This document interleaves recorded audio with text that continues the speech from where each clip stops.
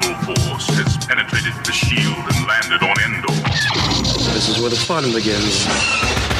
A long time ago, in a galaxy far, far away. This is Rebel Force Radio. Your source for the Force. Star Wars news and commentary. With Jason Swank and Jimmy Mack. I've seen Star Wars 500 times. Star Wars #1! This station is now the ultimate power in the universe. I suggest we use it. Now it's time for Rebel Force Radio. We would be honored if you would join us. You know how you have Christmas in July? You get those people that get all excited about the holidays. Well, we got holiday special in August. How about that?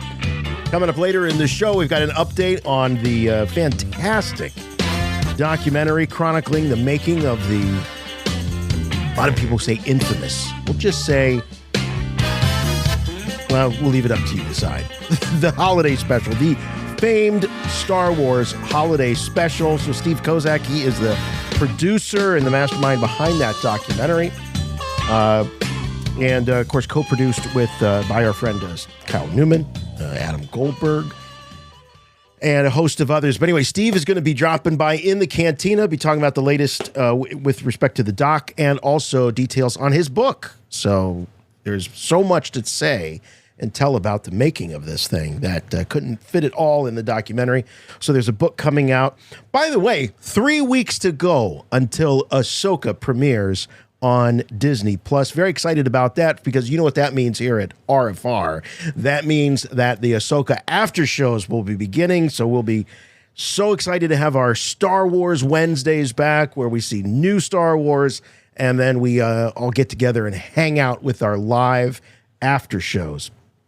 Plus, got some news coming up for you and some Star Wars and pop culture, so you don't want to miss it. You don't want to miss it. And I know somebody who's not going to miss it. He never misses anything when it comes to Star Wars, and that's, of course, my good friend and yours from Chicago, Jimmy Mack. Hey, Jason. Hey, Star Wars fans. Holiday special in August. All right, I'm down. That's the right amount of wackiness to get me through the dog days of summer. Dog days before Ahsoka shows up. So we're all thinking Ahsoka right now, but I just want to take a second to think back to 21 years ago, Attack of the Clones, and Daniel Logan's on-screen Star Wars debut as young Boba Fett captivated audiences worldwide.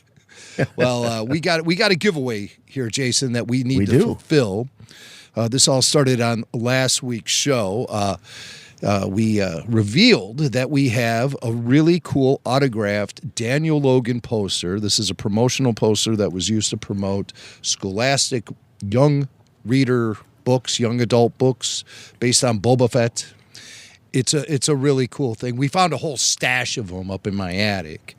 And so I gave him the Daniel so he could sign and maybe give them away or auction them off on his Bounty Boxes Facebook group, which is really just a great Facebook group where Daniel shows off items from his collection, and that's a very fluid collection.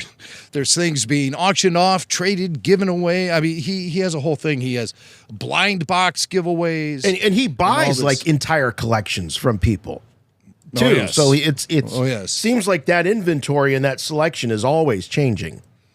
He likes high-end stuff. He likes customized thing. He likes so many different things. When I had him here at my collection, I was really impressed by the way he was identifying things and just really picking through it all. I was showing off his expertise. It's been wild to watch him educate himself on Star Wars and then just like go crazy about collecting. And now he's got this online thing. Bounty Boxes, it's a group you want to join in on Facebook. And so that's kind of important because that's how you become entered to win this really cool signed poster. Participants, a.k.a. you, the listening audience, participants were entered to win on Facebook and Patreon by making a specific comment on the post featuring the photo of this autographed poster. That specific comment was revealed on last week's episode of RFR. It was, I want to open bounty boxes with Daniel Logan while listening to RFR. So if you visited our Facebook page, if you visited our Patreon page and you saw the picture of the poster, that is exactly how you were supposed to respond, word for word. Patreon supporters receive 2 times the amount of entries. So you entered all the Patreon folks in twice. Twice. Wow. So you get double the odds. They had to follow the rules, of course, and provide comments to become eligible. So if you want 2 times opportunities in a future giveaway that we might do here on the show, join today, support RFR, get bonus podcasts, ad-free shows, full show video, and more. Patreon.com/Rebel Force Radio. So we have 151 entries. Swank. 151. Okay. We have to choose a winner, and we're going to do it at random. We're going to use the random number generator.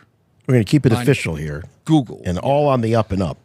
Yeah. Would you be able to do that so we can show it on our screen? Oh, you want me to try that? I put the link. I think I can do that. Here, let me.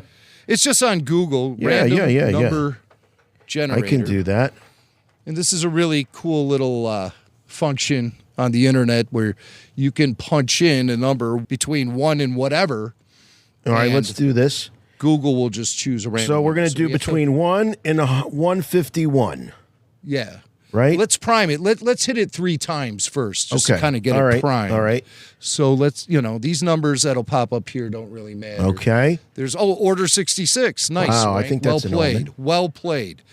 128, and then what's the next random number? 43. Okay, now this is the real one. We have it programmed 1 to 151, random number. Mm-hmm. And I have a list of everyone who has entered, and they have numbers by their names. And, of course, our Patreon supporters got 2 numbers by their names. Oh, okay. So go ahead and hit that, and we're going to see who wins here. Random number coming up, we have number 34. 34. So before I announce the winner's name, there is a stipulation. I said you have to be following bounty boxes. So I'm on the bounty boxes page right now. I'm going to vet this guy out. Oh, we're going to qualify him here. Do they qualify? Yes. This particular person, this is our winner.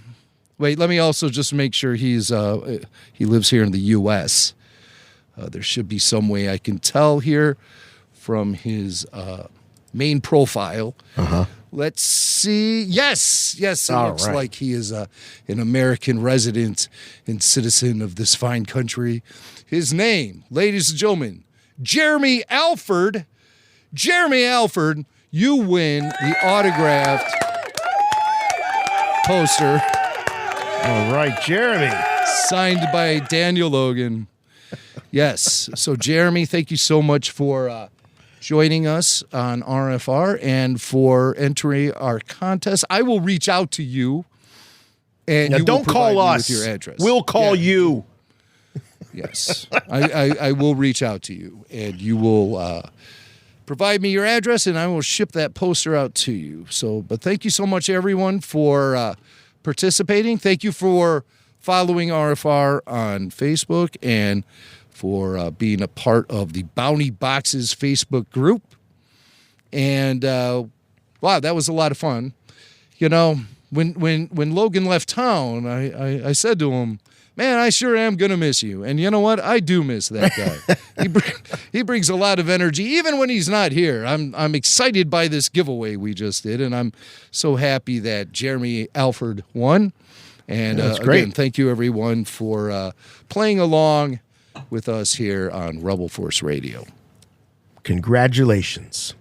Yeah. You must contact me. Play back the entire message. What message?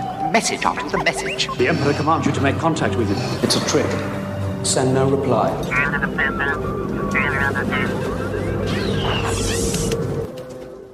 Hey, Jason. Hey, Jimmy. This is Austin from Texas. I've got a quick theory about the new Ahsoka show. So I think as we've known that Disney has been borrowing from some of the source material in these new shows to include Rebels from the Thrawn books. But what I think is maybe in the Ahsoka show, I don't think Thrawn's going to be the big bad. I think that it's really going to be the Grisks. who, as we know from the newer Thrawn novels, are the enemy of the Chiss, Thrawn's people. And I think knowing that since Ezra is with Thrawn, and we've seen in Rebels that Ezra tends to show a lot of empathy towards people that he really wouldn't think that he would be aligned with. I think that maybe as he goes into the unknown regions with Thrawn, that he's going to develop these feelings of empathy towards the cause of the Chiss ascendancy. Whenever Sabine and Ahsoka find him, they're going to find that Ezra's almost sided with Thrawn. I don't know if this is the way the story should go, because I'm not really a fan of every villain being this anti-hero. However, I think it would be interesting, because if Ahsoka, Sabine, and some of the Rebels crew get involved, perhaps on the Chiss's side again in a war against the Grist, it could explain maybe why they don't appear in the sequel trilogy, and also why there may have been a slight power vacuum that paved the way for the First Order to come in and be the dominant power in the galaxy. Would love to hear what you guys think. Thanks again. Really love what you guys do. Appreciate you guys. Bye. All right. Thanks, Austin. Appreciate that. Jim, I don't know about you. I have no idea who these Grisks are. The Grisk. I have no idea. Grisk. They're aliens from the unknown regions that cause a lot of problems for the Chiss. I see what Austin from Texas. Oh, by the way, is Austin from Texas from Austin, Texas? I wonder. I don't know. It's got to be more than a coincidence. I think we're piling on way too much on what this Ahsoka series is going to be focused on. I don't think any of Thrawn's species are going to come into play, nor their enemies, the Grisk. I think that's specifically stuff that's going to stay in the novels, and it just provides a little backstory for Thrawn. The main focus, we got to keep our eyes on the prize, is the return of Thrawn, meaning the return of the Empire. And that's where all roads are going. And Thrawn has been telegraphed as the main antagonist for 2 seasons of The Mandalorian now. Plus, he has a whole history of being an antagonist in the novels, going back to the Thrawn trilogy, and not to mention all the problems he caused in Star Wars Rebels. So I don't see him becoming a good guy. Now, on the other side of the coin, this whole idea of Ezra being with him, that's where I'm with Austin. Now, that's an interesting idea. Is Ezra going to be exactly, is he going to be the same Ezra as we knew him in Rebels? Probably not. No. And the idea that he would show sympathy for Thrawn, it would be like when you have hostages and they become sympathetic. Stockholm Syndrome, they call it. Stockholm Syndrome, exactly. It could be a situation like that. I don't think that's too outside the ordinary. I think it would be kind of a boring story if Ezra just came back. Hey, I'm Ezra, I'm back, Yeah, no, you definitely want to see them marked by it. I mean, at this point, he'll have been gone many years. And so what happened to the two of them? What did they do together? I mean, if they're both kind of marooned out in deep space somewhere, the experience is going to change both of them, which may also gives me a little bit of hope, because I'm not a huge Thrawn Rebels fan. I mean, I think he's cool. He's interesting. I like that he's blue. I like his white suit. But I never really ascribe, with Jim, we've talked about it before, that, he did become sort of that impotent villain for Rebels, I think, for a good part of it.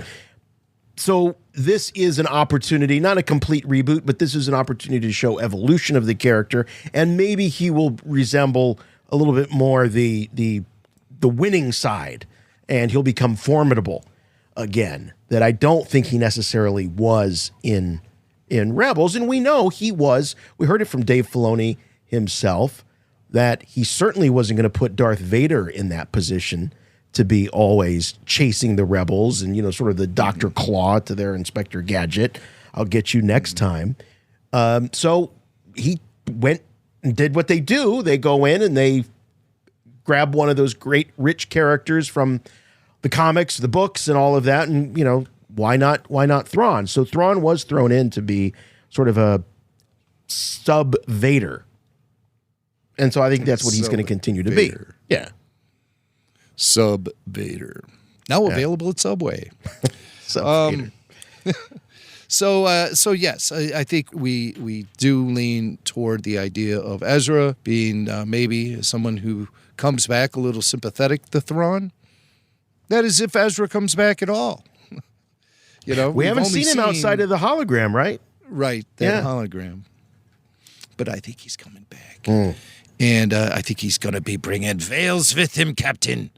And it's going to be pretty exciting. So there'll be space veils here. Moby Dick. I love it. Thanks, Austin. Appreciate very much the voicemail. Yes, indeedy. Keep them coming. Hey, you know what?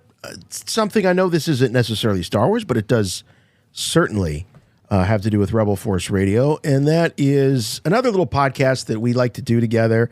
We just have a lot of fun. It's called Bondcast. So if you're a James Bond fan, like I am, like Jimmy Mack is, and like our third wheel, Jonathan Wilkins, you know him. He's over there at Titan and puts together a lot of those great compilations from the same folks that do the Star Wars Insider magazine, and a longtime friend of the show here. So we get together, we hang out once in a while and talk about a James Bond movie. And the latest one that we've done is License to Kill.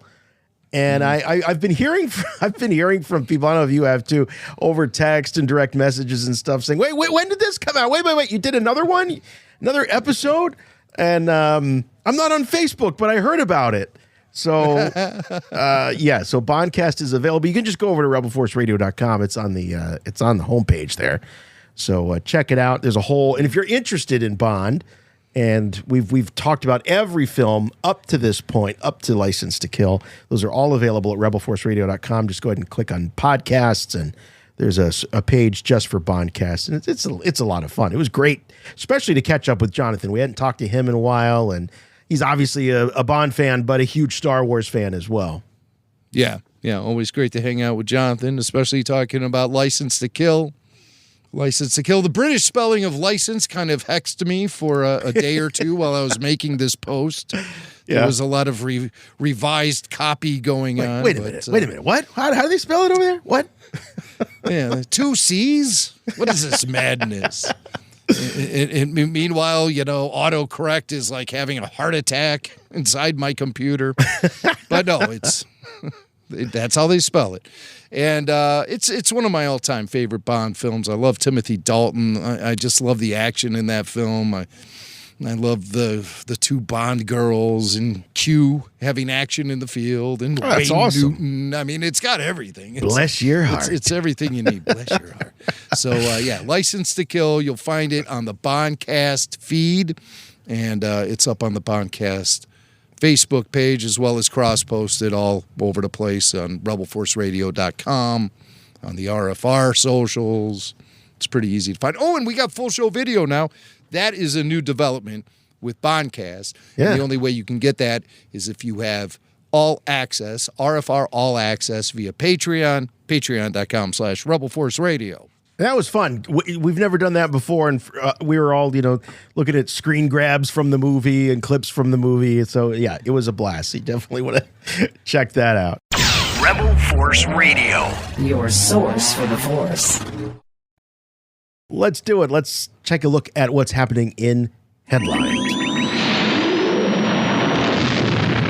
I have good news for you, my lord. That's good news. Come closer, I have good news.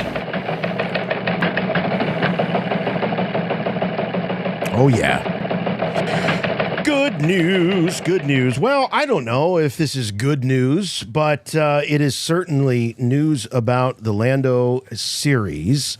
Last time we all got together, we were talking about the Lando series, and we had some update from the Justin Simeon, who was at the time piloting the whole thing. He was show running it. He had this great concept, this great idea, but he seemed to be signaling that he was less than pleased about the lack of communication coming back from Lucasfilm, and it just didn't seem to be going anywhere. And now we know why. Justin Simeon is no longer running the show. He's no longer the showrunner for the Lando series. He's no longer writing it. Who's writing it? Donald Glover and his brother Steven Glover. So they are the new head writers, and I don't know if they're the showrunners or if Steven is or if Donald is, but Justin is out. And Jim, this is not a good look for Lucasfilm, because you know how Justin found out? He saw it on Instagram. Oh no, not another one of these situations. Jeez. Justin Simeon saw it on Instagram. So there was an Instagram stories post, and Justin responded to the article, and he said, "This is me finding out right now."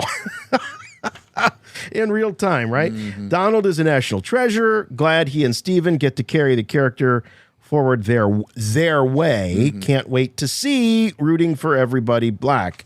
So, their way. I think that's the one clue that is given to us in this post.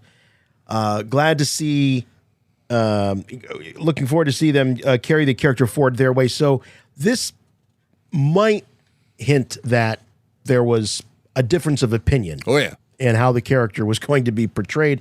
What we heard, our inside dope, was that Justin was putting together a balls-to-the-wall 70s disco blaxploitation, I mean, disco, whatever, all of that stuff rolled into it. A celebration of 70s blaxploitation. And it might have been having like a comedy maybe. Like a parody edge to it. Yeah. Right. And that stuff, that's oddly enough, we heard from people associated with Justin. So, right. So, because we got some snarky responses when it was announced that the Glover brothers are taking over the Lando thing, because we had just reported that it didn't look good for the Lando series in general, but that was based on the Justin perspective. Right. Okay, so like Justin, we're kind of blindsided to this news too. Nobody knew the Glover brothers had taken over this production, which kind of tells me something, that Donald didn't care much for what Justin was presenting, that Donald may have made a little power move while Justin Simeon was off working on the Haunted Mansion. Donald Glover then found a way to commit himself to not only starring in the Lando series, but actually writing it with his brother. His brother was his writing partner on Atlanta, which just wrapped up after 4 seasons. Glover also has a development deal with Amazon. Yeah. And so that's been keeping him busy. He released something earlier this year that he directed, wrote, and starred in. I don't know what that was. And he has the Community feature film also on tap. And probably a couple. Oh, is that getting a movie? Yeah. They're going to do a reunion film. Yep. Huh. And so he's got a lot going on. And whatever else he's prepping for Amazon. So this is just a good opportunity to get in with him and his brother and take control over the future for Lando Calrissian. We shared a quote that of Donald's when he's talking about going back into the Cape of Lando Calrissian. And I think looking back on this quote now, in light of what we know about Justin's concept for the show, knowing Justin's out, Donald and his brother are in it. I think this is all starting to make sense. He said to GQ, he said, "I would love to play Lando again. It's a fun time being him. It just has to be the right way to do it. Time is precious. The past couple of years, this pandemic bleep, really had people experience time. People realize their time is valuable. You only get so much. I'm not interested in doing anything that's going to be a waste of my time or just a paycheck. I'd much rather spend time with the people that I enjoy. It just has to be the right thing, and I think it could be. Lando is definitely somebody I like to hang out with. I want to be with the people that I like. This could be great. I'm not doing it for a paycheck. Jim, it sounds to me like Justin and Donald were not on the same page. No, not at all. Not at all. And so what will the Glover brothers come up with? Well, we shall see. You know, I mean, for the longest time, this show was being talked about. I mean, the only time it was talked about was by Kathleen Kennedy, who said when she announced it back in December 2020 that Justin Simeon was working on this show, but she didn't indicate that it was going to be Donald Glover or Billy D. Williams or what. Right. You know, I mean, we were even like wondering at first, well, is this going to be an animated show? What's up with this? But no, it's going to be live action, and it's going to be the Donald Glover version. I would hope that maybe some way they could find purpose for Billy D. Williams in the way this show gets rolled out.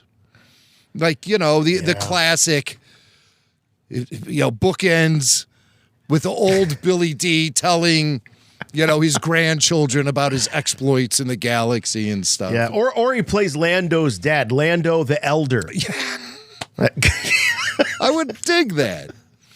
I would dig that. And also earlier this week, Billy D posted something that was kind of cryptic.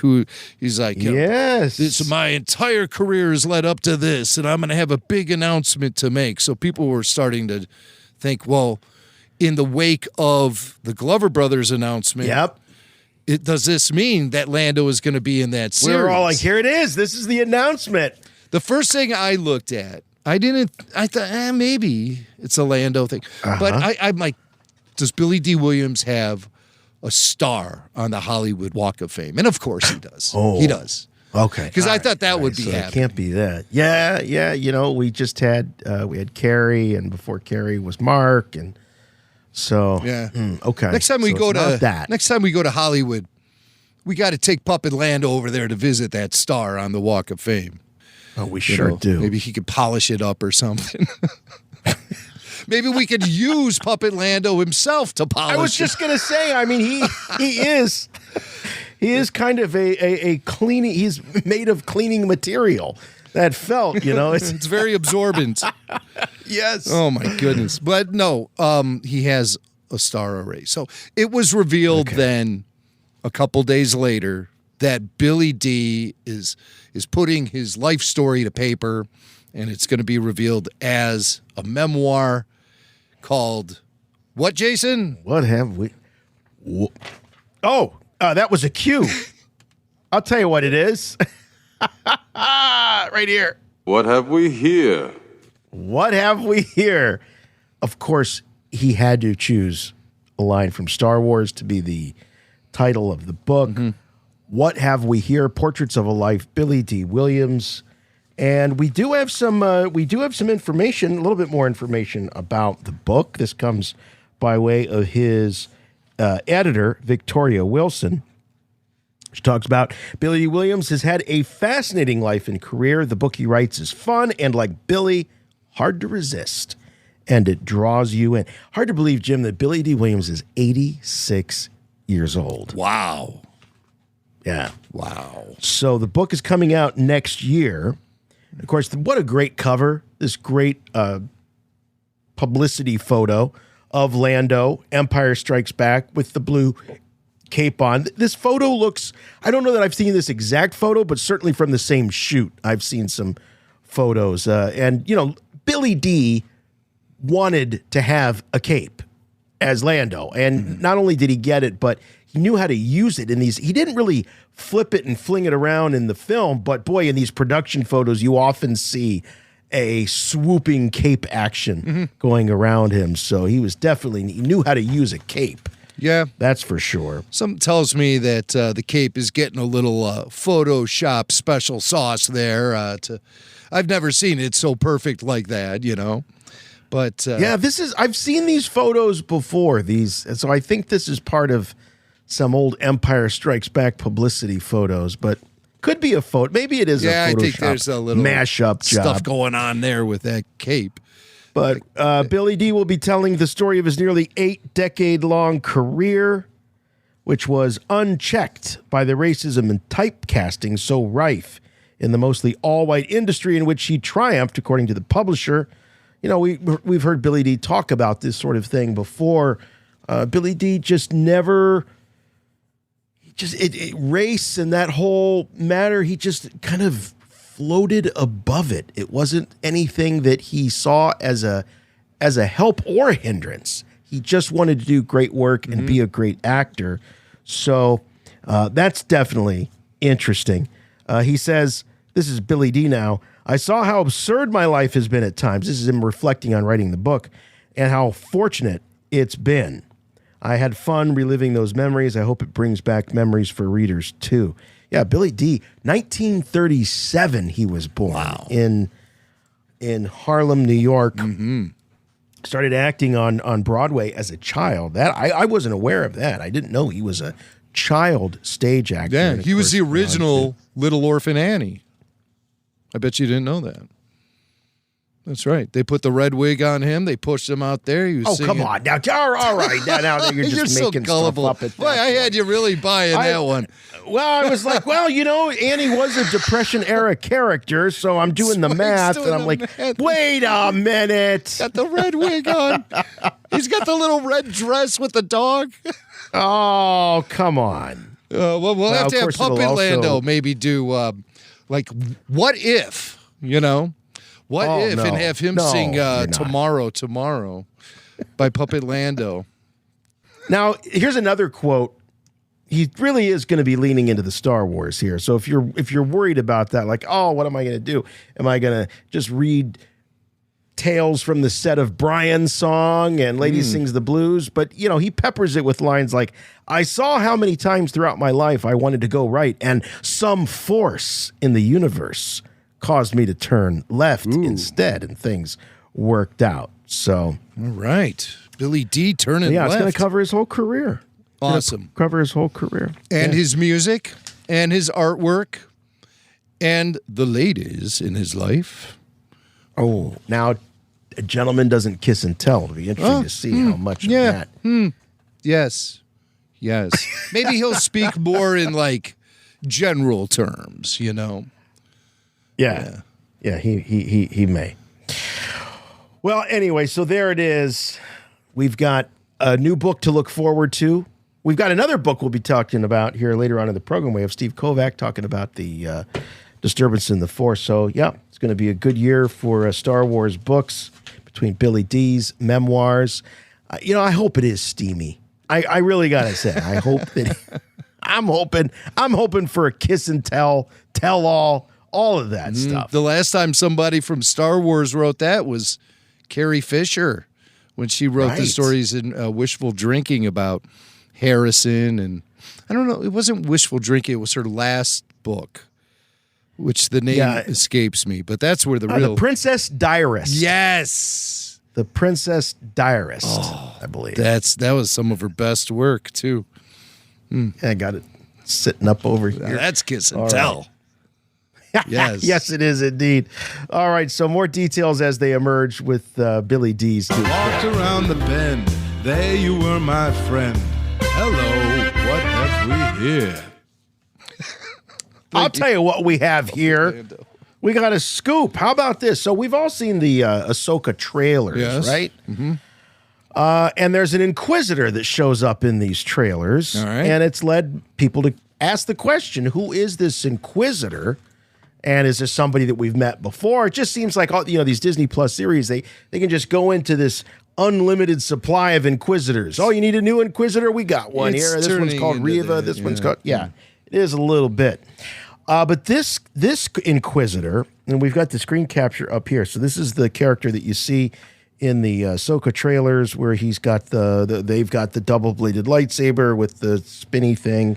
I don't know if there's there an actual name for this? But you know what I'm talking about, that Inquisitor saber. I just call it, the helicopter saber or whatever. Helicopter saber, right.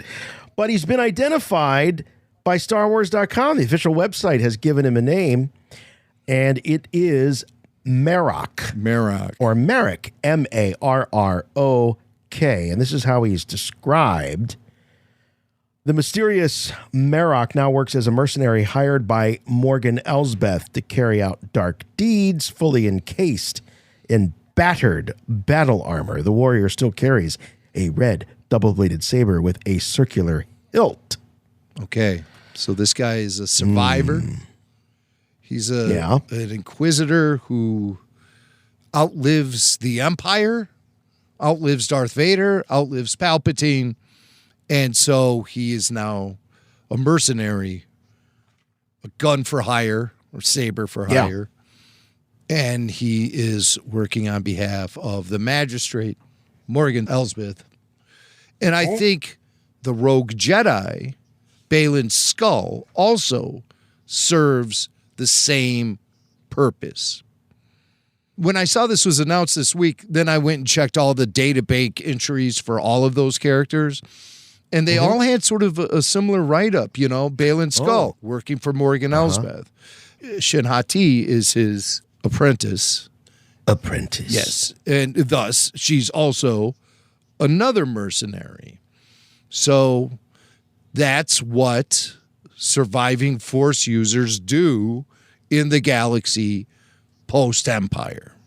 Yeah, there were a lot of people that were excited when they saw this name Marrok, because, of course, they're thinking about Galen Marrok. They're thinking about the character from The Force Unleashed. Well, that's fair to think, because there's been a lot of activity in Force Unleashed memorabilia lately. Hasbro just re-released a vintage collection, 3/4 inch of the figure from The Force Unleashed, and there was some big box set that I think was on sale at some convention somewhere. The Black Series, so it comes with a Galen Marrok with a couple of stormtroopers and some force effects that you can wrap around the troopers to kind of create that big Force Unleashed moment. Pow! Oh, some big, massive force moment, force pushes with some lightning. So what's the sudden interest then in that character? Where's that coming from? I mean, everything is done strategically. It's memorabilia, collectible memorabilia, yes. But at the end of the day, the whole reason that stuff gets produced in the first place is to market and promote the show. So, correct. Why the sudden interest now in The Force Unleashed and Galen Marrok after not making a peep for all these years?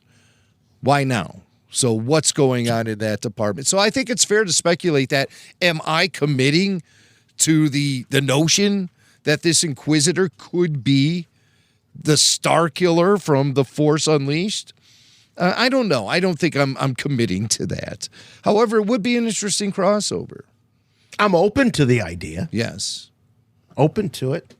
It does seem, it's not as though, especially when you look at Filoni, who's very, very close with Sam Witwer, the actor that portrayed Star Killer. They're very close. It's not as though this would be unknown to Filoni. No, let's call him Marrok. No, of course he knows what the inference is going to be. He knows because Sam is probably constantly reminding him. That's how I'm sure. Dave, I have this character. It's just sitting there waiting to be used, and here I am. Look at me. I'm Sam I haven't Witwer. aged today. I'm currently sitting in front of you being chiseled. I'm Sam Witwer. Put me in your production. Remember, I have that character. So I mean, that's probably a constant. If I know, I'm sure. If I know, I know Sam. That probably is a constant. So it's not going to be lost on anybody there that the name is familiar. Why the different spelling? I don't know. Why did they not change Luke's name when they hit him out on Tatooine? They kept the name Skywalker, and George never really had a satisfactory answer for that. He's like, it's a common name. It's like Brown. It's like Smith, Brown, Jones. That's all. Oh, no, it's not Jones. I got a character who's already Jones. But yeah, that was. I mean, that's just something we overlook. And we know we're overlooking it. And we're fine overlooking that. At this point, if you haven't come to terms with the fact that they were hiding Luke Skywalker at the Lars homestead, they didn't change his name. I mean, throw that logic out the window. Just forget it. Just overlook it at this point.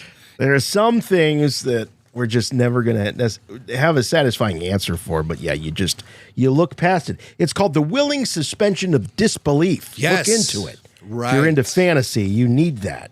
It's not even worth thinking about. I'm talking to you, Screen Rant, who writes an article about it like every 2 days. No. Just get over it. Get over it. Rebel Force Radio. This is Sam Witwer, and you're listening to Rebel Force Radio with Jason and Jimmy Mack, your source for the Force. I have been waiting for you. Oh, here's another little nugget that has come out as a result of some of the tie-in materials, and that is, remember this guy? Tim Morrison showed up in the KENOBI series as an old clone. We got the clip right here. Any credits? He's holding the empty bucket. Help a veteran get a warm meal. Poor old clone. Sitting there in the gutter. It's so humiliating for them once they were heroes. Look at them now. And so, of course, there was speculation. People thought, "Oh, maybe this is Rex. What could it be?" And it turns out, no. It is not. According to, by the way, this book, FJ DeSanto was just. Remember, FJ was going bananas on our chat. He can't wait to get his hands on Star Wars: Dawn of the Republic, the visual guide. Yes. This new book. He loves these visual guides, and they are great. They're great. Fun. I said to FJ, I said, well, I love when they chronicle canon. I'm not a big fan when they write canon. I think he said something like, I don't know, go do something to myself. I think that was his reply to me when I said that. But at any rate, so the character is not Rex. The character is Nax. Ooh. N-A-X. Nax. Yeah, not Nax. Nax. Okay. A downtrodden veteran from the Battle of Teth. Oh, yes. Christophsis and Umbara. Ooh. I thought he looked familiar. I recognized him from Umbara. Oh, yeah. Yeah, Umbara. I recognize that face. Yeah, of course you recognize him from Umbara. The planet is totally shrouded in darkness, and yet somehow Swank recognizes a guy who looks like all the other guys. Yeah, well, he's got a big beard. Now he does. Yeah, now he does. I don't think he has a razor. Anyway, so the official description, a veteran of many battlefields, including Teth, Christophsis, and Umbara, he was removed from the front lines after extensive injuries, rapidly declining from age acceleration and neglect. Nax asks passersby for credits. So I'm sure if we didn't get this scoop, FJ, who's going to be devouring every word and every photo in this book, would certainly let us know. I'll tell you what. So there you go. Knowing what I know of the transition from clone troopers to stormtroopers as they showed in Bad Batch Season 2, this guy Nax, he's one of the lucky ones. He's one of the lucky ones. A lot of those clone troopers just disappeared, They what happened to them? At least this guy avoided the incinerator or whatever they're doing to these poor guys who sacrificed everything for the Republic. The Republic. The fallen Republic. So, yeah. So he's one of the lucky ones. Think about that next time you watch the Obi-Wan Kenobi. Could have been a lot worse for old Nax. And who knows? You know what? Maybe those credits that Kenobi dropped in his bucket, maybe they'll be the beginnings of a new life. Yes. For Nax. Or at least I like to think so. A good evening with a pile of spice. Yeah, I was going to say, we know he bought booze. We know he bought booze with those. He says that he wants to buy food, but we know what he's really buying. Hey, whatever gets him through another day. That's right. That's how I look at it. Well, you know who didn't get through another day? Paul Reubens. Oh. And this was a tough one for me. I was such a fan of Pee Wee Herman. 1985, Pee Wee's Big Adventure comes out. I'm 8 years old. And I mean, if I wasn't made for Pee Wee's Big Adventure, I don't know what. Saw it on HBO. I didn't see it in the theater, but saw it on HBO at a friend's house. And he just threw it on like it was no big deal. And I was just like, yeah, sounds good. And I was just like pushing him away. Like, no, I got to watch this. It just had everything. I loved it. It had great humor. And, I just loved everything about Pee Wee and his individuality, and just, I was a kid growing up and I couldn't blend in. No matter how hard I tried, I couldn't blend in. And so seeing a character like Pee Wee Herman, I thought was great. And then of course the Pee Wee's Playhouse that came on a year afterwards, and I loved that show. I had a Pee Wee Herman themed birthday party one year. Got the big pull string talking doll, and I just loved it. Loved Pee Wee Herman. So I was really bummed when I heard about his passing, and the fact that he had been ill for 6 years and did not disclose this to even some of his closest friends. Most people didn't know that he was suffering the way he was. He was doing a lot of convention appearances pre-COVID. He would show up at various cons, and of course the lines would just be crazy for him because there's a lot of fans. But after COVID, he stopped doing them. And the line was, COVID, not feeling it, not going out there. But I think we know now in retrospect that it was because he has been quite ill. But enough of me gushing about Pee Wee. There's a huge Star Wars connection with Pee Wee Herman. If you don't remember Paul Reubens.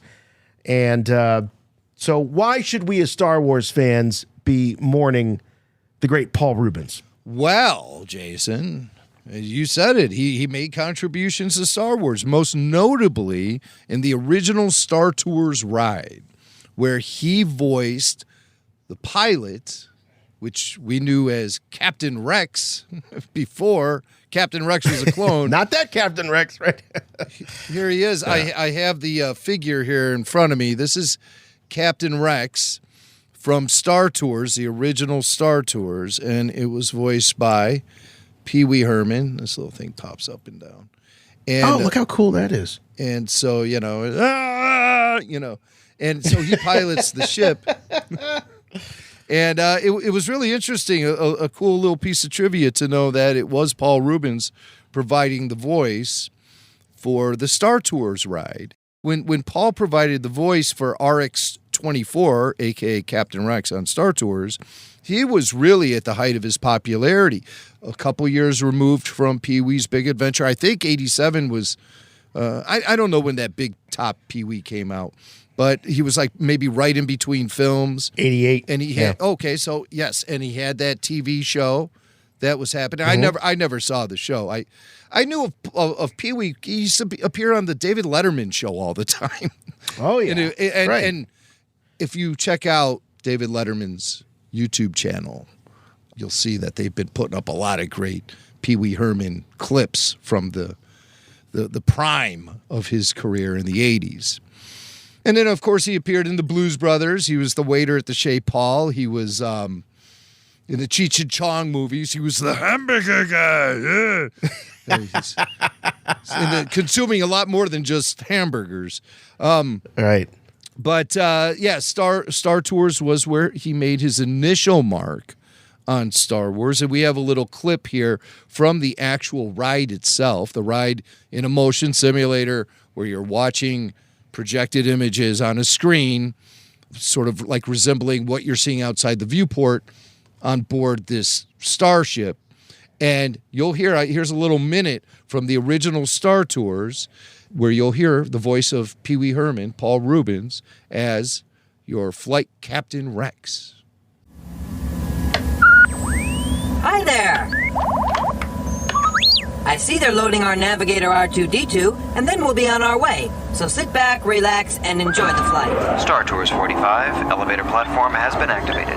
Commence final pre-launch sequence. Roger, Control. All status, go. ST-45, you are cleared for takeoff. Contact departure control at 120.4. Copy 120.4. 45, you're going the wrong way. Stop immediately. Uh-oh. Wrong way. Brakes! Brakes! Where are the brakes?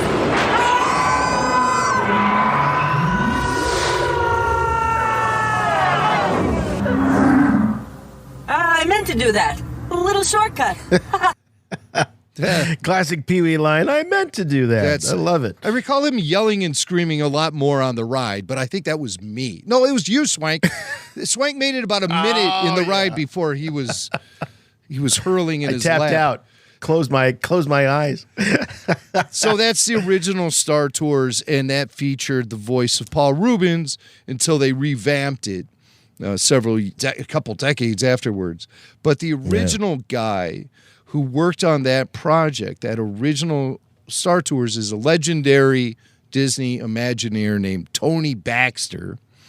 And he was like the guy that was going between Disney and George Lucas, and he's a legend. Disney fans are crazy about Tony Baxter, and me and Jason had the opportunity to have an exclusive interview with him years ago where he gave us the down low on working with George and developing Star Tours, and even he told us some great stories about even being invited into George Lucas's inner sanctum briefly. Yeah. And he comic book collection. Yeah. He got to see. And he really felt like he and George were becoming friends, but George threw down and said, hey, I like working with you professionally, but I just got too much going on in my real life to really add any more friends. Classic George Lucas hospitality right there on display. Classic. Absolutely. Jeez, come on. I got enough friends. I'm sorry. It's just an obligation. And Marshall Lucas is probably like, yeah, I know.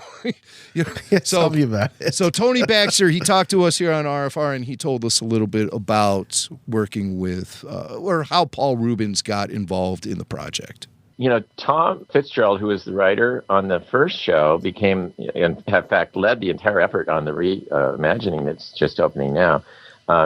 He was in charge of hiring talent like that for the theme parks productions group here. And he had a really good knack, I think, intuition about what would make a great personality taken out of the Pee Wee realm and put into something there. And I can't think of a voice that would have expressed a rookie who was unsure and trying to act cocky and at the same time. It's just a perfect balance. It was a perfect choice on his part for that role. Was this something? It was just you had Paul Reubens in mind. It's not anything he actually auditioned for or anything. It was just I did. I just knew that George had come to us and said, "I want to use I don't want a Dudley Do-Right for the pilot. I want like a rookie guy that's very skittish and kind of unsure of himself, and then yet turning around to the guests and sort of saying, I meant to do that, And Tom, he said, I just think, the guy that does Pee Wee Herman, I didn't even know who Paul Reubens was. And he said, I think he could do a great job on that. So he hired him, and he went with it. Yeah, there you go. So the rest is histoire. Yes. Pee Wee Herman. I mean, but not so. He made such a huge impact on it that Dave Filoni gave Paul Reubens a cameo in the first season of Star Wars Rebels as Captain Rex, flying a ship transporting Kanan Jarrus and Sabine and Hera and Ezra and Chopper. So we have a brief little clip of Paul Reubens on Star Wars Rebels. Sentients, please prepare for takeoff.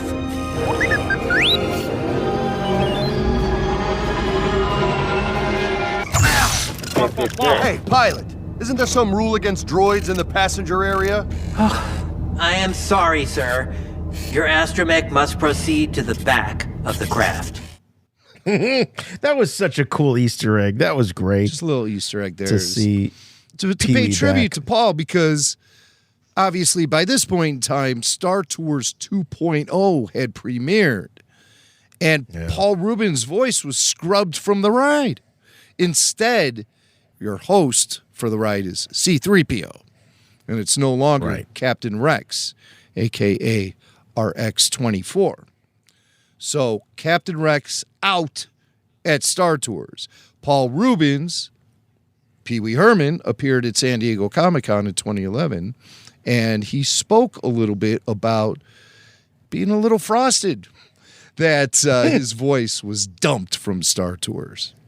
I didn't even know they were taking my voice out of Star Tours until I was in a situation like this and somebody asked a question, just like you're doing right now, said, Pee Wee, how do you feel about your voice being taken out of Star Tours? And I was like, what? I didn't even know.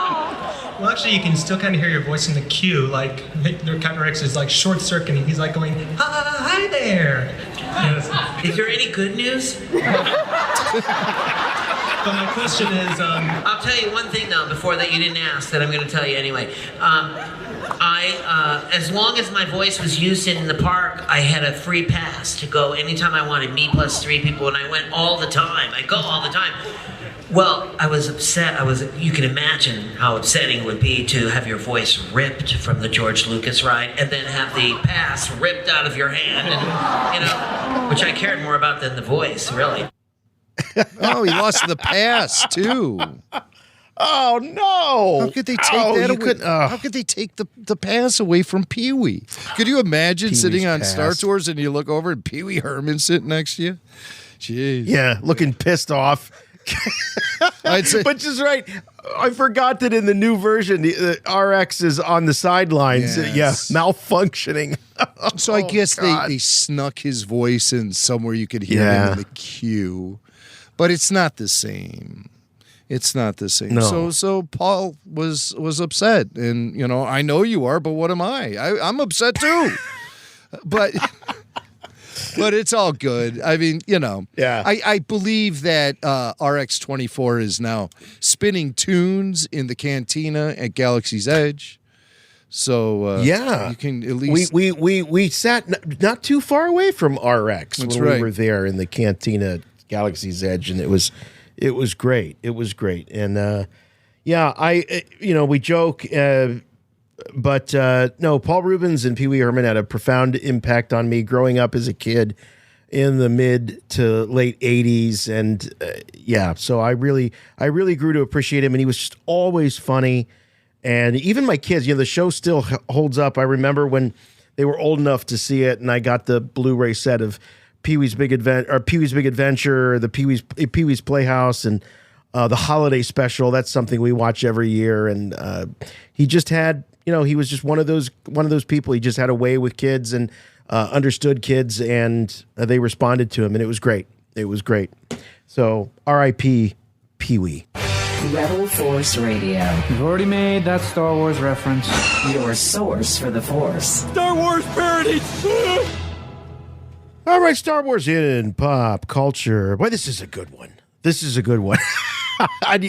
going to be very, very happy if you are in or are a supporter of RFR All Access, because you got to see this. It's not enough just to hear it, because there's so much in the facial expressions of the gentleman that we're going to be talking about. It's John Boyega.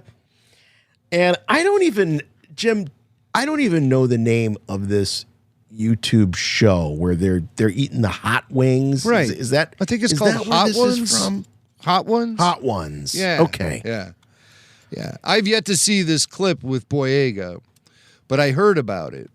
So, I'm wait a minute. Maybe this is, Hot Ones, Rapid Fire, whatever. So First We Feast? No.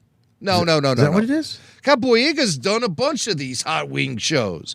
This one is First We Feast, Hot Ones. I don't understand. Rapid Fire. Understand any of this. So let's just watch the video. Anyway, let's watch the clip. So the setup is that John is going to rate the sequel films, the Star Wars sequels. So take it away, John Boyega. Rank the 3 Star Wars films you were in from best to worst. Hell yeah, I do it. Star Wars The Force Awakens is most definitely the best. Second for me comes Star Wars 9, and then the worst, in the most respectful sense, is Episode 8 for me. But they're all lovely. Little side eye. Little side eye there? Little side eye. Yeah, but they're all lovely. Little side eye. And then he tosses the card away. away. It's all in the face. Wow. So it's very clear that John Boyega is not a fan of Episode 8, or at least he ranks it as the third out of three films. So dead last. So that's the latest episode of Truth or Dare Rapid Fire by First We Feast. So it's not the Hot Ones show. Not the Hot but Ones guy. It's a derivative of that. And I don't know. I was expecting something a little more juicy, but I think the only thing juicy in that clip was the hot wings. I don't know. I think there's a little side eye, but I think it's there was this. Boyega's never really given any. He's never made it a secret what he's felt about. No, that's those true. films anyway. That's true. And well, he feels that 8 was the one that just derailed the character of Finn. That was the one that, and it did. I think 8's the one that derailed the franchise, but not just his character. But what are we going to do? We're going to keep just hitting our heads against the wall over that. Star Wars has proved to be resilient, and it's been able to survive. It does make me wonder, though, Jim. I mean, we're on YouTube now. I mean, are we missing the boat? Should we be eating hot sauce and hot wings while we're doing the show? Should it be in the cantina with hot sauce? I don't know. No. Should we jump on this bandwagon? You know, our buddy Glenn Nelson, who is the musical director for RFR live shows when we're actually in front of an audience. Glenn is our musical director, and that guy can eat the spicy food like nobody's business. He can drink the suicide sauce right out of the bottle and barely break a sweat. It's very impressive. Can't do that. Very impressive. If I pay for it later. If I don't in the moment, I pay for it later, because I tell you what, it comes out just as hot as it goes in. Johnny Cash sung about the Ring of Fire. I prefer it being just a song and not a physical condition.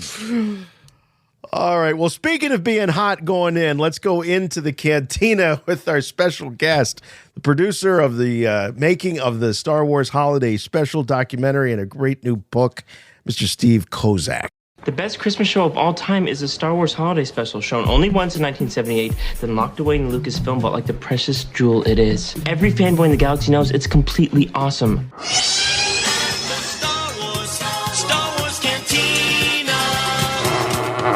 Where are you going, Master? For a drink. Sorry about the mess. You will never find the more wretched hive of scum and villainy. We must be cautious.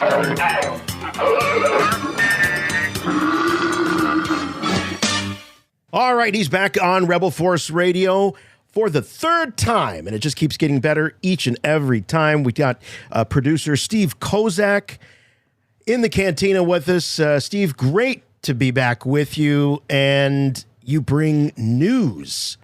There's another disturbance in the Force, in addition, of course, to the documentary about the making of the holiday special.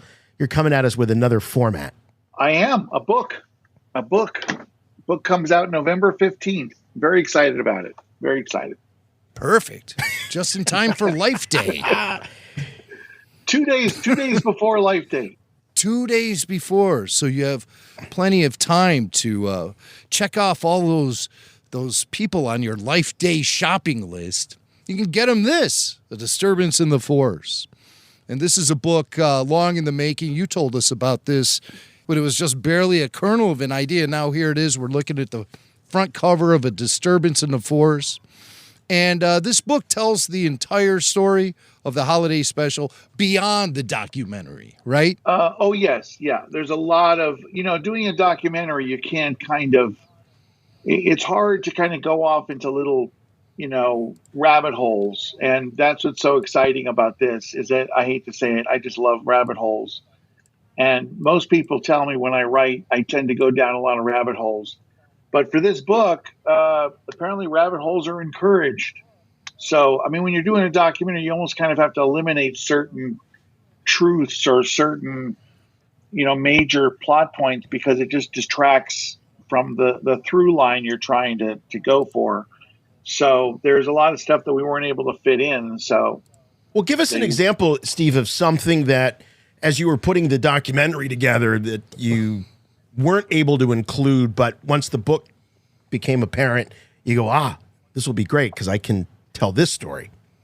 The first one that I'm thinking of is I found a news story. It was a very, very old news story, but it was a wire story that came out a couple days after the shooting of the special, that Grace Slick, who, if you know basically Grace Slick from Jefferson Starship, got drunk when she was in Germany, and they were doing a tour through Germany and Lorelei, and she started calling the audience Nazis, and just a whole riot ensued.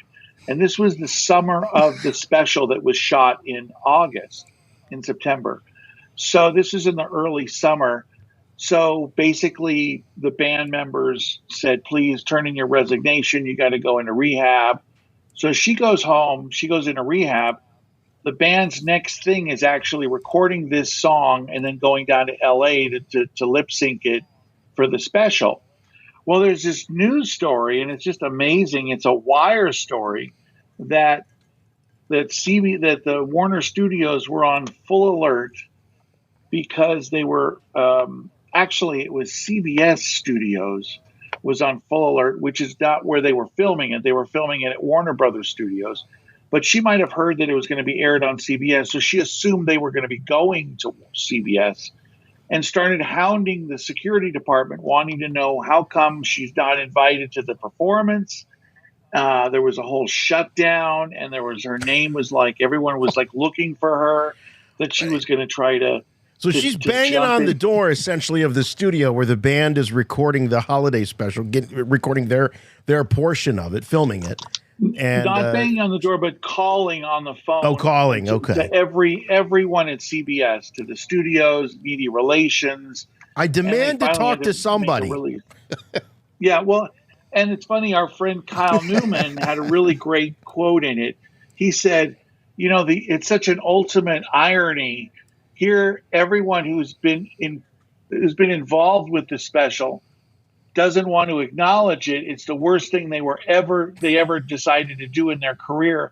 And here's a woman who's jeopardizing going to jail so that she can get into the special and be on it. So how the worm has turned, huh?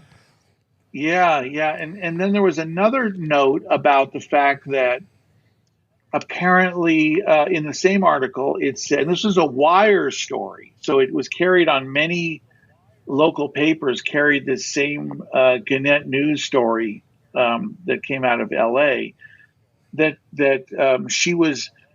a Bob Mackie costume also was being protected, that it had been hidden away from her, which made which kind of brings up the issue of, apparently, there's been talks that there was several women that were in line to be the Diane Carroll mind evaporator water fantasy woman. Cher was booked for it, but I've shown that there's documentation that Grace Slick was actually going to be asked to do that when she was originally going to perform with the band, that she was going to do this extra bit. Because Mackie made a dress for her. So there's this dress that, right. Bob he was Mackie. The wardrobe guy. And legendary designer and outfitted many iconic. And a wonderful man. I interviewed him in the middle of COVID down in Palm Desert. He was couldn't have been any more. I think we were there 2 hours in the middle of COVID. He was quite a sport. So, well, speaking of Jefferson Starship, didn't they think Bob Mackie's involvement in this production would have led them to be wearing cooler wardrobe than they actually were? Craig Chiquiso, the lead guitarist, who is quite amazing, and he does that amazing guitar solo in the song Jane. If you know that, I mean, that's an amazing solo. So every time you see that on YouTube, I just go, "That's right, he was amazing." But he was so great in it. I had issues with getting him interviewed because there was a manager that was in the middle of it that was kind of driving him crazy and driving me crazy and acting like he was, Jimmy Page or something like that. And it became very difficult. We couldn't actually interview him on camera for the doc, but then he got rid of her and befriended me again after that. And one of the comments was, see, because he is the youngest person in the whole story. So his memory is better than anyone else's. All those TV people were in their 40s and 50s. This band was in a lot of them from Jefferson Airplane. So this is like this is a kid who's probably 20 years old at the time. Maybe 22. So his memory is amazing, and his passion for being on the show, he's out of his head. And so he says, and there's this great quote when he says on tape, he says, I knew that the guy from the Emmys and nominated for all these Oscars and stuff was going to be doing our wardrobe.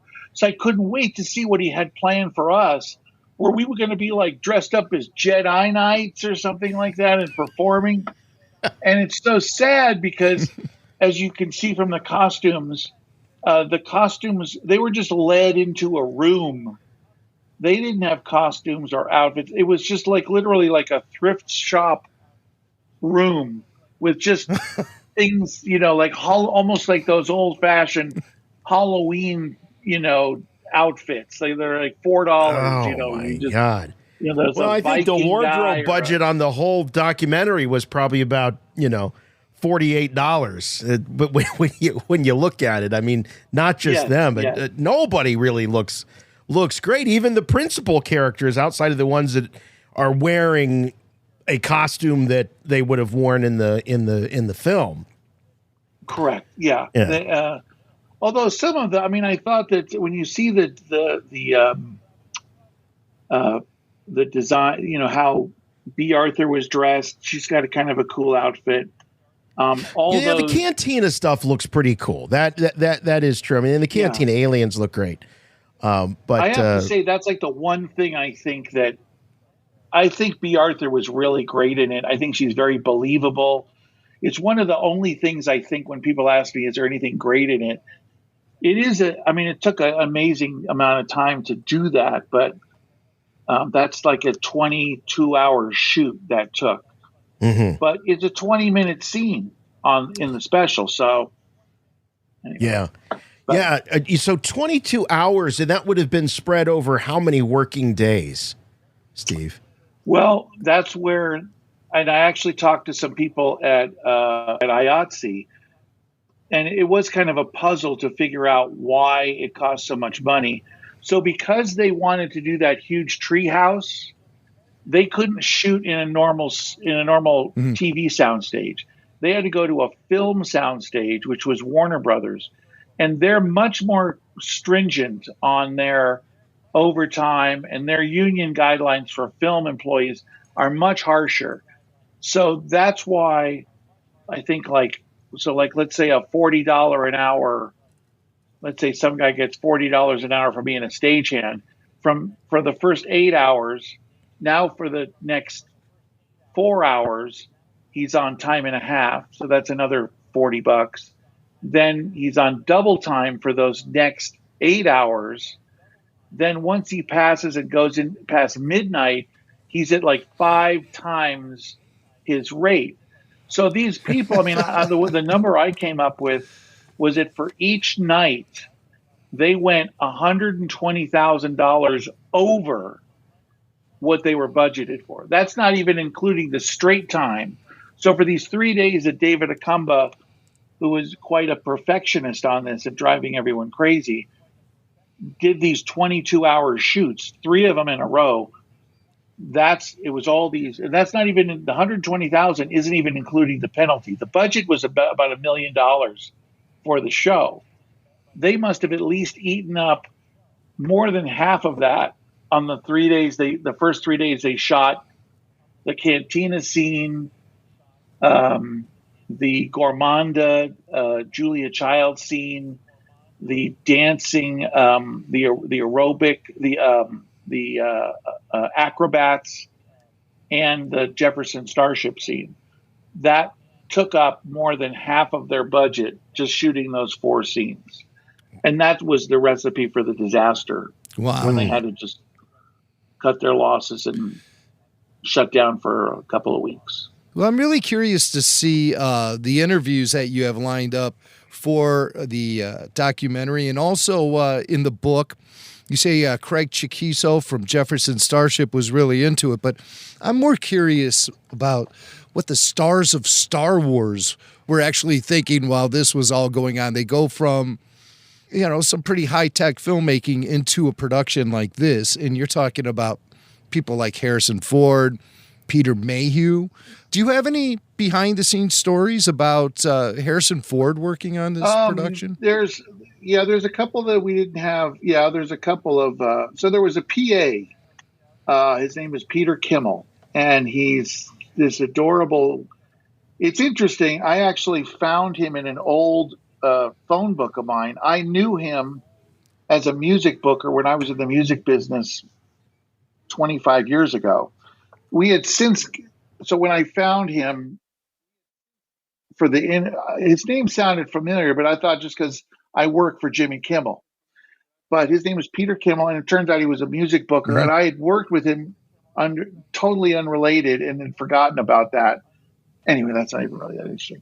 My point is that he was a PA, and he just had some really great stories that he told me that we couldn't really fit in the doc.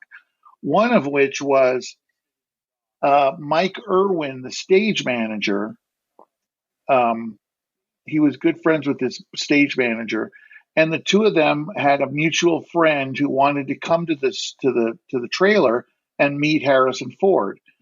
So he says, "Sure, come on down." Then she comes there and she says, "Oh, I actually really want to kiss him.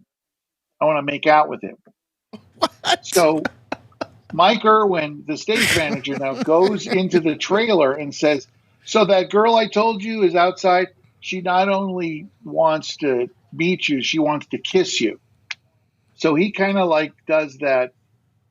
I mean, he does this kind of shrug, that Harrison Ford, I got worse things to do in my life. So he walks outside and he sees her. And the way he describes it, he said they were just kind of just standing there. And then all of a sudden they just started making out for like right in front of him, right in the door of the trailer. It wasn't even weird. He didn't take her inside and have privacy. It was just they just started making out for 45 seconds. And then they didn't even really say goodbye. He said it was like a movie take. It was just okay, we're done. And he just walked back in his trailer and she left, Wow. Wow. What it's like to be Han Solo. Just yeah. And that was another day in the life. The other story I felt was, the PA stories we really didn't put in the documentary. They're in the book. And one of the PA stories is this guy, Peter Kimmel, because of the changing of the script all the time, I guess the crew was getting very frustrated at how many times. I mean, you think about it, Mark Hamill and Carrie Fisher and Harrison Ford, they don't have that much dialogue they're not even in it more than 4 minutes, I don't think. I mean, they're in and out. Yet, there were so many changes on their scripts. So I could see why Harrison Ford would have been frustrated. So I guess the PA shows up with his dry cleaning and his changes, the script changes on the other hand. He opens up the door and he goes, "I got your dry cleaning and your changes." And he gets it and he slams the door in his face. The PA, the way he tells the story, he says, "You know what? I mean, I could have gotten my face slammed in. I could have gotten a door slammed in my face by lots of people, but I got it slammed by by Harrison Ford. So he's a badge of honor for this guy. He was just trying to bring the man his dry cleaning? Is that what it was? And I just found it like he was probably being kind of comedic about it. You know how I could see him thinking it like, oh, thanks a lot. Bing, you know. but still, it's the when you read this guy's story beforehand, he's saying that, you know, I really liked Harrison Ford and I thought we were going to be friends because he didn't have any, you know, he was like, we're going to be best friends. We're gonna find some common interest, and all of a sudden I'm gonna be godfather of his kids. Yeah. So he's like saying that he's got all this, he's like relating to him, and he's doing a couple of beer runs for him, and so he has this kind of cool relationship with him. And then he kind of, when he tells me the story, I have to tell you, it's he breaks his voice a little bit when he says it. I don't buy the fact that he's 100% cool with it. There's a level of it still stings. Yeah, it still hurts. That was uncool that you did that. Even said like, I'm the lowest guy on the show. Obviously, he's not going to be best friends with me, but it's like, this guy. He had another funny anecdote. Actually, they had forgotten to pick up Peter Mayhew when he was flown in. And actually, I was raised in the area where he was staying. In Westwood, it's called the Westwood Marquis. It's this beautiful hotel, this glass elevator in front. He was staying there, and I guess they forgot to pick him up from the airport. So they tell the guy from the hotel. So they tell the PA, stop what you're doing. Now he's in Burbank Studios. They say, forget what you're doing, just head over to Westwood and pick up Peter Mayhew. Well, no one tells him that Peter Mayhew is like 7 feet 8 inches or whatever he is. I think it's something like that. He's huge. You know, at that time, no one really, you know, maybe he was just wearing a mask. I don't think anyone really knew what he even looked like, that he really was as tall as that outfit, you know. So he goes off in a Camaro. And he tries to fit him in a Camaro. Now, I don't know if you know those. I used to drive a Camaro in 78 or 79. I know that car really well. It's low to the ground. There's tons of leg room. But, of course, his head was apparently like he was having to sit like this. He's like Jim Carrey in Ace Ventura. His head's like out the window. Yes. So, oh, my gosh. Yeah, that was kind of a sweet little story there. Well, you know, Steve, speaking of big guys and little cars, I don't know if you ever heard this story, but Dave Prowse bought a car from Kenny Baker back in the day. I mean, if you can just imagine, you know, do that math. Dave Prowse, Darth Vader, buys a car from R2-D2 Kenny Baker. Right. You thought it was so quaint that when he lifted up the trunk lid, or as Dave would call it, the boot, he'd lift up the lid and he saw there was a rope dangling from it. So Kenny could reach up and slam down the trunk. Oh. And I just remember Dave Prowse saying, you know, this is quaint. You know? Well, you know, Dave Prowse, so there was a story in the book, too, about Dave Prowse. Have you guys interviewed Kermit Eller? No, he was the guy who worked with Lucasfilm, who was a stand-in for Darth Vader. He would do the public appearances as Darth Vader back in the day. Oh, as he got some stories, and he was a wonderful guy. He had so many great stories. One of his stories was that everyone hated Dave Prowse. And, you know, there's that picture of Star Wars at the Grauman's Chinese with all those people in the street. And everyone always misidentifies that as being the opening day. That clearly was, I mean, it was a huge hit, but it was not like there weren't people in the streets. And it's that what it was is it was the day it got kicked down the street for 2 weeks because Sorcerer was coming in. And then Sorcerer wound up bombing. So they came back and they did a big return maybe 4 weeks later. So there was this big break. That's the shot. And now look at that. Everyone identifies that as being opening day. Who would think that is opening day? You're absolutely right, Steve. Every documentary, every Star Wars documentary, they talk about it opening and George being down the street at the burger place. Hears the commotion and sees the people lined up for miles. And that does seem like they're taking some artistic license in that story. I think they're just being stupid. I think the story is legit, but they often associate the story with that photo. And there wasn't a mad crowd scene. There was a line for people to get into the movie, but this is a mad crowd scene that happened much later in the run, like you said, Steve, about a month into it. A month later. When they put the footprints in cement in the courtyard outside of the Chinese theater. And by that time, Star Wars was a bona fide hit. Yeah, so they had the stars there. This was an event with the celebs. Mm-hmm. Right.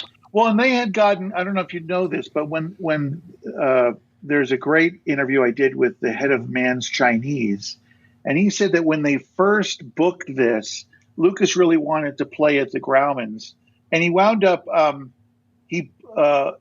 the head of Fox for distribution, this guy named, I think his name was Peter Myers, was like saying, yeah, we want to get in there for a couple weeks. And he goes, well, I can only offer you 2 weeks because in whatever it was, in July, mid-July, there's going to be Sorcerers coming in. And that was the big follow-up, of course, to Exorcist, and everyone was expecting that to be huge. I can't think of the director's name. William Peter Blatty, is that? No, the director of Exorcist. William Friedkin? William Friedkin. Mm-hmm. So it was his first movie since Exorcist, I guess. And everyone was expecting it to be huge. And they wound up playing down the street. They moved Star Wars down the street. But the guy at Fox said to the guy at Mann's, you know what? 2 weeks is fine. No one even knows what this is about. It's kind of a weird movie. This is the head of Fox selling Star Wars to the Mann's Chinese. What a great job he did. It's a weird movie. Yeah, 2 weeks is more than enough. I mean, that is absolutely insane. So they wound up moving down the street to it was called the Hollywood. And it was a flop house. I don't know if you know, it's kind of like a, what would you call them? Those, like a grind house, like those 24-hour theaters where people just go in there at midnight and they just sleep in the seats. I mean, that's what it was. Yeah. And they redid the whole theater so they could go in there. And then Sorcerer winds up bombing. So that's where they make the return. So that's what that photo is. It's that big return they made. And then Lippincott added getting their, the droids' feet in cement and so forth. That was Charlie who did that. But you were going to tell us something about David Prowse, if I remember correctly. Oh, I'm sorry. Yeah. Yes. So that night, I'm so awful at that. So thank you for keeping me on track. So Kermit Eller takes Anthony Daniels out to dinner. They're hanging out. And because David Prowse was kind of an actor as opposed, and Daniels was an actor, mm-hmm. Kermit Eller was working for Don Post. He wasn't he had no experience in acting. And he said, what kind of an actor is David Prowse back in London? And Anthony Daniels says, he is not an actor. David Prowse is a shape. Shape? He said it several times. And I didn't even realize what the connection is because I actually know the shape is what the nickname was for the role of, if you know who Nick Castle is. Sure. Michael Myers, the original Halloween. Yeah, that's true. That was his term. Mm-hmm. They called him the shape. Yeah. So I think it was a reference to that, which is bizarre because I grew up with Nicky Castle. It's a bizarre connection in my life. Amazing. Oh my goodness. I didn't even really, and I'm not a Halloween fan, so I never really understood the connection, but. Yes, there was a novelization for Halloween, and I read it back in the 80s. And throughout the entire throughout the entire novelization, they refer to Michael Myers as the Shape. That's the Shape. Yeah. So that's what they were kind of mocking it back to. Like, he's just a like Nick Castle was such a stand-in. It was such a no-brainer. That's what he was, and they were putting him on this pedestal. I was like, no, he's a shape. He is a shape. Right. It's such a harsh thing to call someone. Well, Anthony doesn't hold back. I will say this about, Nick Castle, nobody moved like Nick Castle in that role. And they had many guys doing it, and you can always tell when it's Nick. And I was glad to see him reprise the role in one of the latest Halloween movies. So I'm a fan. So that's pretty cool that you grew up with him. Well, do you know his parents are, right? No. His father. Mm-mm. His father was the choreographed the famous Fred Astaire dance where he goes upside down. That was you're kidding me. It's a famous movie. If you see that, in fact, they used it in a commercial where he's dancing and he's in love with this woman and he goes up the stairs. He's up at the side of the wall. Then he's actually upside down. They use this amazing contraption. Wow, anyway, his father was a Nick major Castle's father. Wow.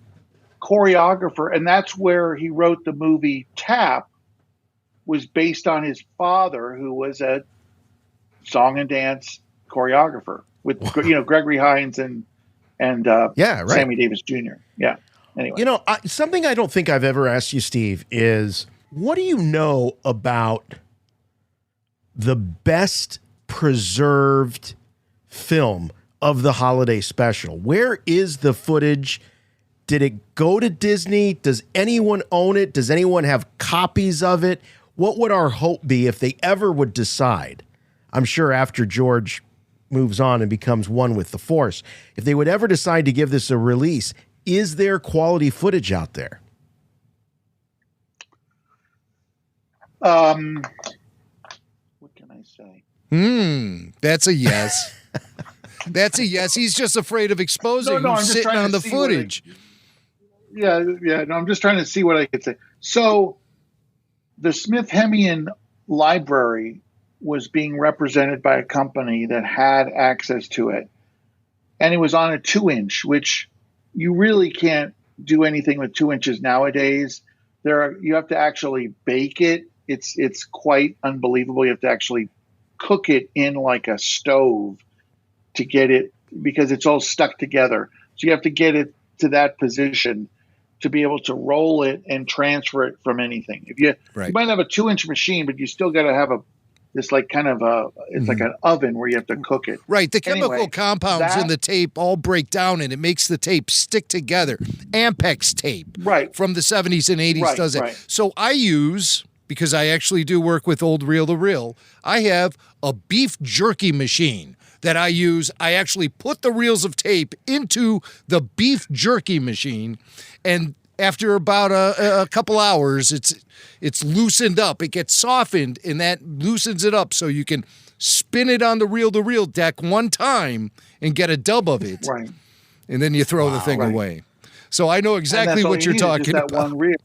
Yeah. So they had taken this 2-inch tape and made a now I don't know if I don't think they had other copies of it. I think this was the copies, because I remember bumping into Dwight Hemian in 1989 or so, like that. Who's that? And just telling him how much. Who's that? Dwight, I'm so sorry. Yeah. Dwight Hemian. So Dwight Hemian is the other producer that did the Smithsonian. Smithsonian was made up of two people. They're the producers of the Star Wars Holiday Special. Oh, okay. Oh, I'm sorry. So Smithsonian was the top variety show producers in the business. They did Barbra Streisand. They did all the high-end shows, Frank Sinatra. And they actually did, if you've ever seen, if you're a Beatles fan, the James Paul McCartney special is amazing. They did an hour special of him, and it's like him on a variety show with comedy and dancing and singing. And I asked him, I said how much I loved that special. And he said, I haven't seen that in years. And I said, oh, you know what? I actually had a 3/4 machine at my house. I recorded it when it was on the air in 1978. He said, can you make me a copy of it? So that was proof that he didn't have access to a lot of his content at his home. because formats were different. They probably it was a lot more expensive and complicated to transfer stuff at that time. You had to go to a certain place that had all that. So my point is that in his archive, this company represented him. They had a beta SP master, like a submaster. There was a dub from the 2-inch that was gold. In fact, Gary Smith's son had wanted to see it. They made a copy off of that. And then they also made a copy, and they digitized a copy for me. The funny thing is that even though this was pretty good quality, there's another version online that had certain aspects it was wider. So for some reason, it was like what I had was possibly like a pan and scan. This was more like kind of a letterbox thing that had been released online. Yeah. And so we used, in the documentary, we go back and forth between those two different sources, depending on if we needed a wide shot, if we could, because the better quality was the pan and scan for some reason. So anyway, we went back and forth between the two. But even getting a copy from the archive that represented the producers, there was still a better copy in some ways available online. That's fascinating. And are you aware if Lucasfilm has a copy? Was there ever talk about that? I'm assuming they do, only because they pulled the Wookiee. Right. They would have pulled the Wookiee thing off of that. I'm sure they have a copy. I mean, you've seen those documentaries, right, of his archives. I mean, yeah, they released the animated section officially. Right. Yeah. But I mean, they just have so much. I mean, like when they went back and did, if you've seen any of those bits where they went back for episode when they did the special editions changes, the special editions. Right.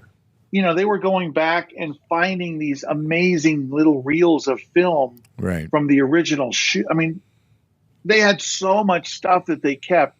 I can't imagine that they wouldn't have had a 1-inch copy. Unless the story is true that George Lucas took a hammer to every copy. And are you okay to share that quote and any confirmation that you might have gotten that actually was something that the maker had said?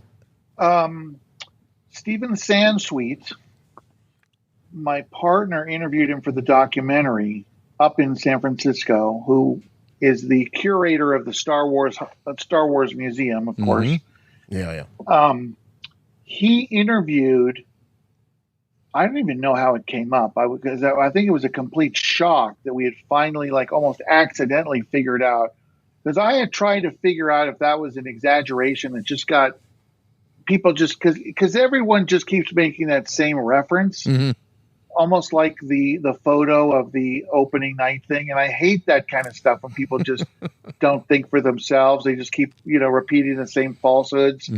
Like Lucas demanded his name be taken off of the holiday special. Who knows about that? That's another one of those comments that everyone keeps just saying, oh yeah, that's what happened. Oh, okay, sure. Whatever your name is, I'll just go ahead and quote you. Steven Sansweet interviewed him, and when he was interviewing him, he asked about the special. And I think the line was, "Oh, that thing. Boy, if I had a hammer and whatever, I'd just pound whatever that line is." And he mentioned that in an Australian convention in Australia, and everyone picked up on it, and it just became this amazing. I knew it was from Australia. I didn't realize it was Steven Sansweet.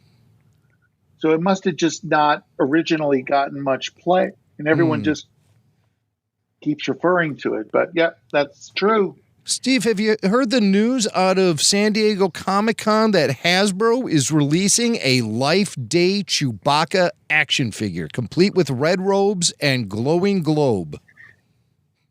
Amazing, isn't it? Yes. Amazing. Yeah, there it is. Yeah. Jason has a photo of it. That's pretty interesting. Now, Jason is taking the stance that the release of this action figure is Hasbro slapping George Lucas in the face. Do you have any comments to make? Well, I mean, they would have to get his permission to do that, right? I mean, that has to, I don't know anymore. I don't think know anymore. I don't think Hasbro has some kind of like lifetime rights to keep taking stuff, and I mean, I don't know. I think it is interesting that now Hasbro's seeing that there's an audience for that. Mm-hmm. Yeah. That's what's interesting to me, is that there's at some point they just keep. I mean, I think Kyle Newman also said something like, they're not ignoring the holiday special. They're merchandising it. They're monetizing it. They're cherry picking from it and selling it. Yes. And you see this happen at Disneyland. There's tchotchkes based on Life Day and yada, yada. That's something that they've really embraced, this Life Day thing, because it's just like any other holiday, something that can generate a lot of money for the corporation. So merchandising. That's right, Swank. Merchandising. It's also kind of a cool thing, this Life Day thing. It's kind of neat. Yeah, it's a feel good at the end of the day. It's a warm and fuzzy. Hey, tell us about the book. When are pre-orders already happening now? You can pre-order the book on Barnes & Noble. Yeah. Or on Amazon. And I don't think the new cover is on there yet. As of this recording, the cover is not there on Amazon, but we have it. RFR has the scoop. That's the big scoop right there. We are debuting the cover here on the show. And thank you so much, Steve, for bringing us all this information.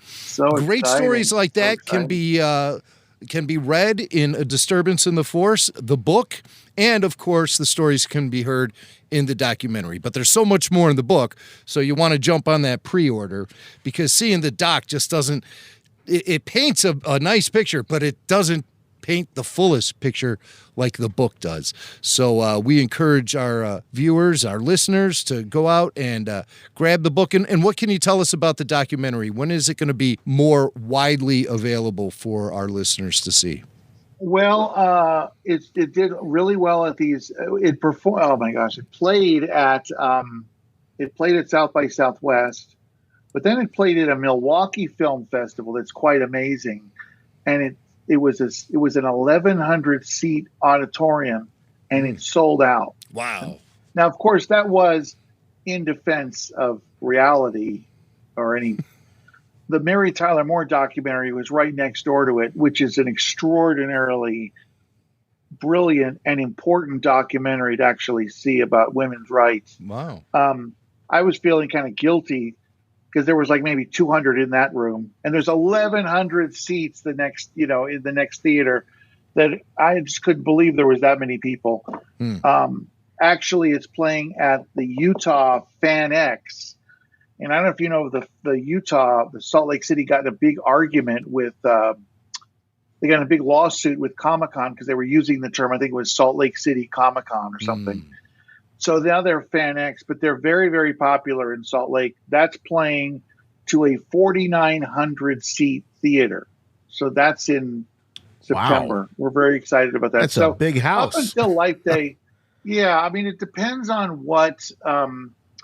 It depends, I think, how the strike is going to turn out and whether or not there's going to be enough interest in November, or would it the next wave be trying to sell it for a debut on May the 4th. There's definite offers. There's some good offers. There's some not so good offers. We're definitely. So you're shopping it around. Is that true to say? Shop around, absolutely. Shopping it around. Has Lucasfilm themselves barked up your tree? Not officially. Not officially? Okay. Just like what? Yeah, a brick flew through the window in the middle of the night or something like that, and you heard a car squeal away or something. It's such a BS answer I just gave you. Oh, it's all right. We know how these things go. There's all kinds of... No, they know it. They know it exists. And I do not think that they... my guess is that they don't have a problem with it. We're actually very, very, very forgiving.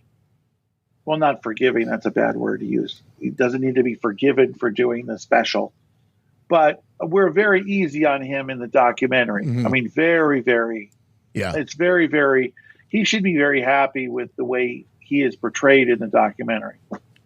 Now, the book, we'll see. Ooh, there's the juicy stuff. That's what we want to get into. Well, congratulations on everything. It sounds like there is a lot of work happening and a lot of progress, and it's doing well in the when it's being shown. So the website, by the way, is holidayspecialdoc.com. You can go check it out, and it sounds like, Steve, that's the best place to go for the latest and greatest about it. You can actually sign up for updates. So if it's coming to a city near you, you'll be the first to know.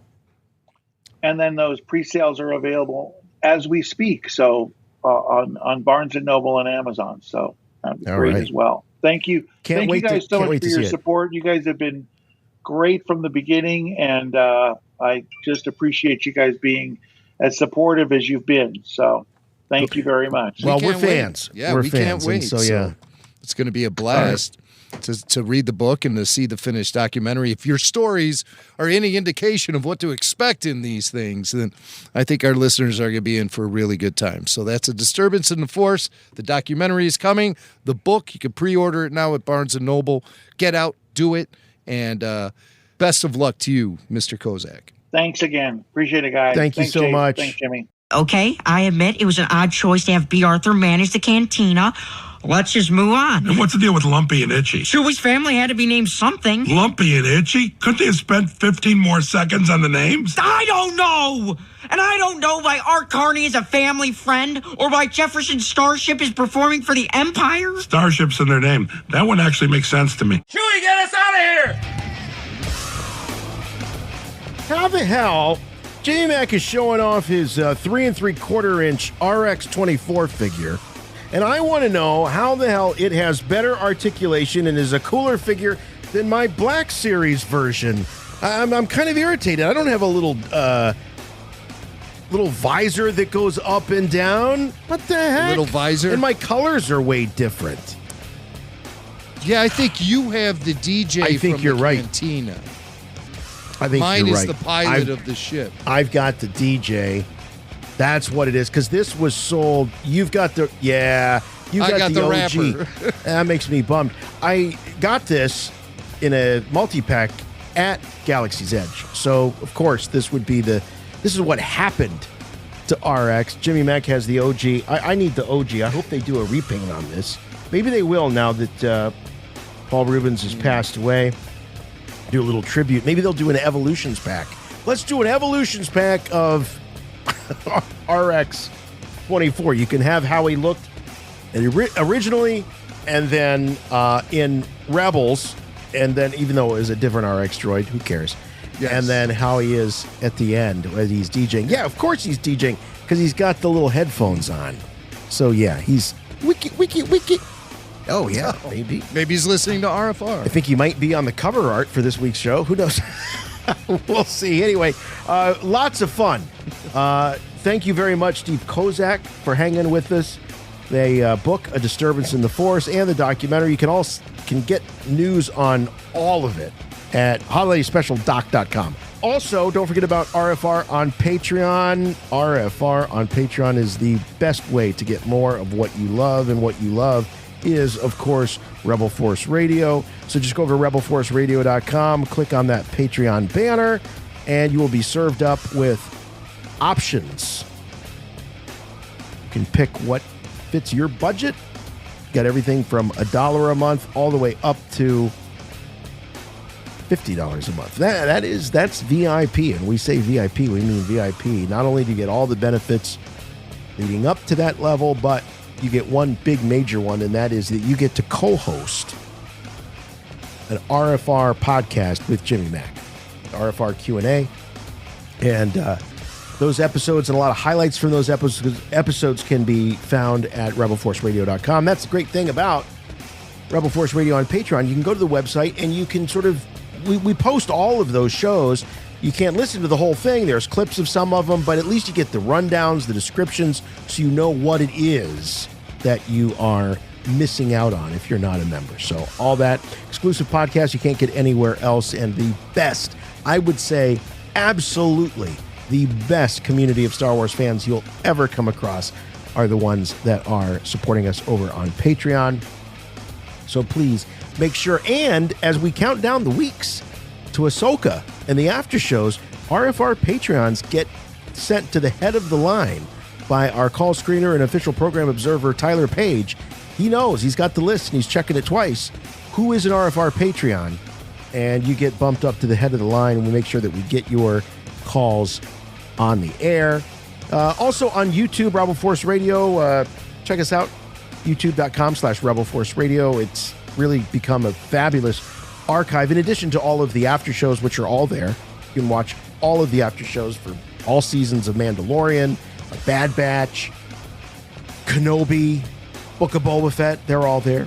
There's great highlights from the history of Rebel Force Radio, this podcast, that other podcast that we did many, many years ago. All of it's there at YouTube, on YouTube for Rebel Force Radio. Follow us on our socials.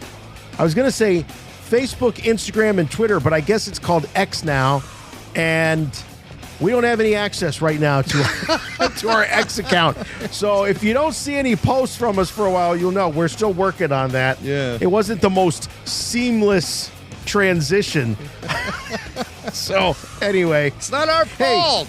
Not our fault. Hey, Elon Musk, if you're listening, and we know you're a Star Wars fan, help us out. We got to get into our X account. Yeah, we got locked out due to a technicality, I think.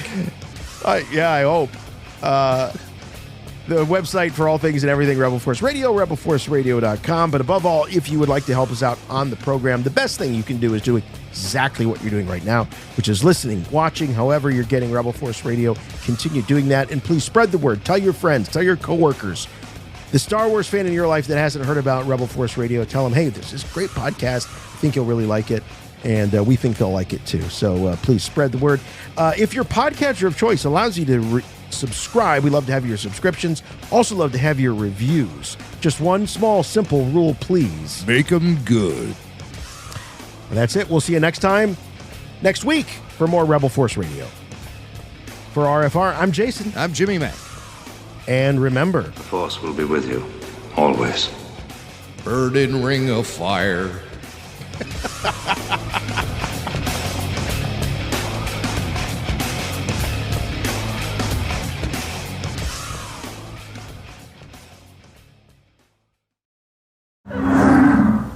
I meant to do that.